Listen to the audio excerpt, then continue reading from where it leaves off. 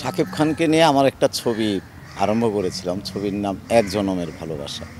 এই ছবির প্রডিউসার ছিল ডন, অভিনেতা ডন। সেই ছবির কো-আর্টিস্ট ছিলেন সোহেল রানা, ববিতা, দিঘি। তখন তো দিঘি ছোট, 2007 সালের কথা বলছি, 8 সালের কথা বলছি। এবং ছবিটির বেশ শুটিংও আমরা করি। এবং নবাগত একটা নায়িকা ছিল ডোনা। এবং বেশ শুটিং হওয়ার পরে ডনের সঙ্গে শাকিব খানের কোনো একটা গ্যাপ মনে হয় তৈরি হয়েছিল, যে শাকিব খানরা আমি চেঞ্জ করতে চাই, ছবিতে রাখতে চাই না। তো আমি ডনকে বলছিলাম, কেন, অনেক তো শুটিং করলাম, আমরা একটা গানও শুটিং করেছি এবং ইনডোরে কিছু কাজ করেছি, আউটডোরও করেছি। পাশাপাশি সোহেল রানা, ববিতা, ওনারাও জানে শাকিব খান এই ছবির নায়ক। এটাও তো 2010 সাল। সে বলো, না ওস্তাদ, এরকম একটা বিষয়, অনেক টাকা পয়সা মনে হয় নিচ্ছে ইত্যাদি।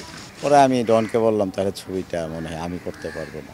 এইভাবে ছবিটার কাজ বন্ধ হয়ে থাকে। না, এই জায়গাটা আসলে ডনের জন্য যে গল্পটা তৈরি করা হয়েছিল, আনন্দ অশ্রুর ছবির একটা গান আছে সালমান শাহ শাবনুরের, এক জনমের ভালোবাসা, ওই লাইনটা আছে গানের অন্তরে, এবং ওই লাইনটা দিয়ে ছবির নাম আমরা করেছিলাম। গল্পটাও ছিল খুব টাচি, প্রেমের।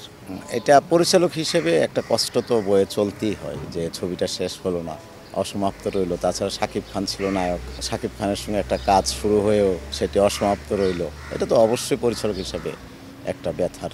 শাকিব খানকে নিয়ে এখন কাজ করার ইচ্ছা করলেও এটি একটা আকাশ কুসুম কল্পনার মতো। কারণ হচ্ছে, শাকিব খান নিজে যেভাবে চয়েস করে থাকেন গল্প বা তার পারিপার্শ্বিক যে বিষয়গুলো, এবং ছবির যে বাজেটের যে ব্যাপারগুলো আসে, সেই জায়গায় আমরা কতটা সিং করতে পারবো, এটা একটা প্রশ্ন।